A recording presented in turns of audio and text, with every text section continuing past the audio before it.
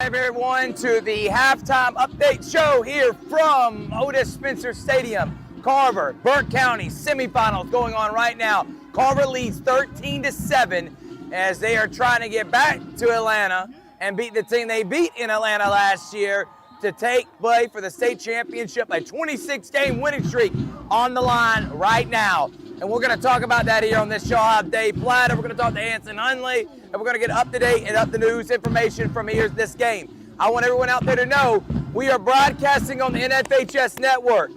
So those that are looking for the feed on Georgia Alabama Sports Live, we cannot do that. It is against the rules. GHSA has clear restrictions that NFHS owns all rights to playoff games. And they're going to be here, and we are partnering with the NFHS network, and we are providing the broadcast. So it's a Georgia Alabama Sports Live broadcast on the NFHS network. It's not on our platform, unfortunately. That's why we're here doing this live halftime update show. Carver got out to a 13-0 lead. It looked like they were going to blow the water and blow it out the door. But Burke County stayed within, and it's 13-7. Several touchdowns called back, 3 of them in this first half. Some of them bad calls. We'll talk about that. Dave was up to be able to see on the sideline, getting highlights for Georgia Alabama Sports Live. He saw it up close and personal. We'll talk with him about that. But again, Carver on top 13-7. We'll have more here on the halftime update show, Georgia Alabama Sports Live. For the big, for the short, and the tall. Peacemakers, risk takers. For the optimists, pessimists, exhibitionists. For long distance love. For the farsighted, nearsighted, for introverts and extroverts, for the thinkers and the doers, for old friends. Coca-Cola, for everyone.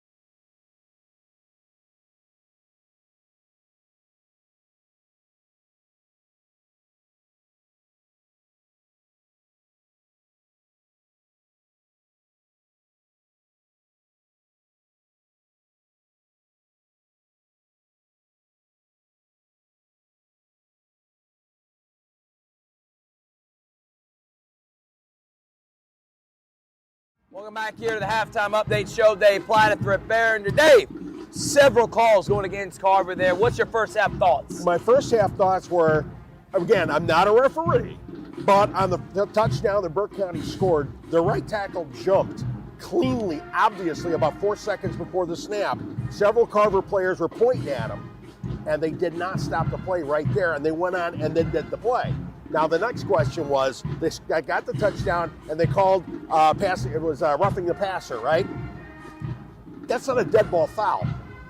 How do you take the non-dead ball foul that's declined and put on the kickoff? I don't understand that. That makes no sense. Maybe I don't know the rule book. I'm going to say that right up front. I've never been a football referee. But you know what? It pass interference is, though. Yeah, exactly. Dave. And that happened on 4th down in the second quarter.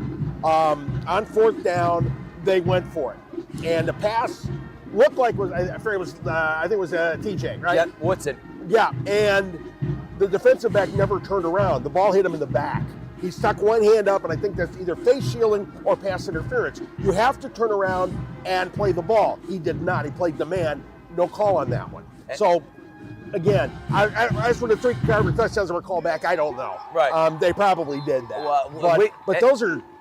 Those are 3 calls you can't. It's hard in a game like this, and I will tell you, from looking at the feed, some of those touchdowns were. It was a tough one to call back on at least one of them, yeah. And I think at worst it should be 20-7. Let alone if they were all 3 would have capitalized. This is a 33 touchdown lead, right? But Carver's still winning. They're still winning. It's a second half team. Exactly. What's your thoughts about this game? The second half. What Jarvis Jones has to do is get his guys' heads back into the game. See, the big problem was the onside kick after the touchdown. Right. they didn't charge the ball. I mean, think of it in baseball. You charge a ground ball on a play like that. If you're they're already going backwards. They were going backwards. You have to attack the ball, fall on it, kill the play. Right. Don't think about advancing it. Just cover the thing and get the ball. That was a mental mistake. The defense did come through though and stop the drive. But the offense has not been able to get going again. They were slashing and gashing 5-6 yards every run. They were doing it on occasion, but Burke County's made some adjustments. They got a good coach. They know what they're doing. This is a good team. So Carver, like I said before the game, they got to play their A game and they got to get their heads into it. This is a whole new ball game. They have to come out thinking it's 0-0 and we're playing. We have 24 minutes of football to play, and it's nothing. We got to go out and win the half. And I will tell you this, guys. Carver, they got off to the hot start. Second half, touchdowns called back, but this is a second half team. Yep. And I think the Carver Tigers have what it takes. And I made mention in the beginning of that pregame show, Dave, close in the first half, Yep. Second half, Carver, just like last week, they're going to extend the lead and win this by 2 or 3 touchdowns. All right, Dave, we got to get back to work. You got it. I'm going to have Anson Huntley joining me here in just a little bit, and we're going to wrap up the pregame, the halftime update show here on Georgia Alabama Sports Live. Everybody, this is DJ Jones with the Sports Vision's morning show for the best in local, regional, and national sports news. Weekdays from 6 a.m. to 9 a.m. You can find the Sports Vision's morning show on Facebook, YouTube. Also, you can listen to us on Apple and Spotify by typing in the Sports Vision's morning show, and download the Sports Vision's radio app right now in your app store today. Sports Vision 92.1.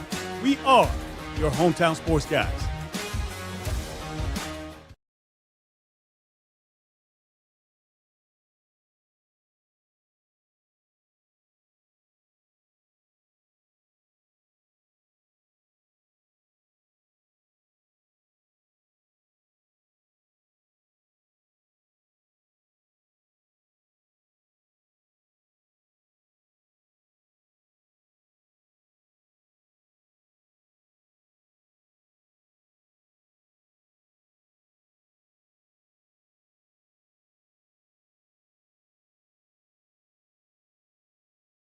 Welcome back, everyone. Georgia Alabama Sports Live. I'm with Carver Athletic Director, head girls basketball coach, office hours extraordinaire, my good friend Anson Huntley. Coach, thank you so much for joining us. No problem. Appreciate being here. All right, Coach. First half, let's start there. Several touchdowns called back. You've been a part of this team and this program. You helped bring in Jarvis. This is a second half team. I know you're not worried about Carver, are you? No, they're resilient. I heard Coach in the locker room telling them, hey, they called some stuff back. We just got to fight through it. We got to just keep going and just keep all the attitudes in check and just know it's our game to win. We just got to be tough. All right, Coach, let's talk about Jarvis coming in year one. I say the same question. For him to come in and have this type of success, it's pretty extraordinary having a guy that played here and now coaching here like this. What has he meant to the school here in these first 3 months? Oh, man, he's a game changer. The kids respect him. He brings a whole nother type of attitude to the team, a whole nother type of discipline. These boys are really, really under a great coach that's really building this program and taking it to another level. His name is Anson Huntley. You can watch him, Daniel McCoy, Joe Kegler, Kendall Mills, Office Hours, Georgia Alabama Sports Live, all year long. Coach, finally, girls basketball. Oh. Off to look. Preseason number 1 rankings. You dropped me to number 3. I tell you, Carver will be back up there, but you're playing a tough schedule. Yes, we are. You got a team, and several girls play flag football. You're finally going to get them back. Yes. So what's the mindset with this tough schedule and this tough stretch heading into the region play? Every year we go in, I tell my kids it's not how you start, it's how you finish. We're 0-4 right now. We play some very, very good teams, ranked teams in the state. 4A, 5A, 6A schools. Yes, and we gave them quite a bit to handle, and I saw a lot of good stuff. One of our kids just got an offer from being in the events that we go to, so it's bigger than just wins and losses. I go to those events because I want to give those kids a chance to get looked at by colleges and get a chance to go to school. And then at the end of the day, we'll let the rest handle itself. Right, no doubt about it. His name is Anson Huntley. He's the athletic director, Office Hours, Georgia Alabama Sports Live, and head girls basketball coach. Coach, thank you so much, man. I appreciate it. it, man. Appreciate it. Go Tigers, and Go that's the halftime Tigers. update show on Georgia Alabama Sports Live.